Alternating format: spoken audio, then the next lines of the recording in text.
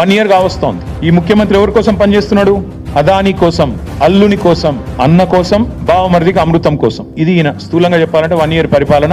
అదాని కోసం, అల్లుడి కోసం, అల్లుడి మ్యాక్స్ బిఎన్ ఫార్మా కోసం, అన్న కోసం, జగదీష్ అన్న కోసం, తిరుపతి అన్న కోసం, బావమరిది సృజన్ రెడ్డికి అమృతం పంచడం కోసం. దానికి తప్ప నువ్వు పీకిందేంది సంవత్సరం? నేను అడుగుతున్నా. నువ్వు సాడిస్ట్, సన్నాసి నేను అనలేకనా? నాకు నోరు లేదా? ఇంకొక మాట కూడా అడుగుతా ఉన్నా. నువ్వేదో పెద్ద గొప్ప పని చేసినట్టు నిన్న నాకైతే ఒక డౌట్ వస్తుంది బాస్, మీరు చెప్పాలా మరి. నేను ఎప్పుడు చెక్ ఇచ్చిండు అదాని చూసుకున్నా.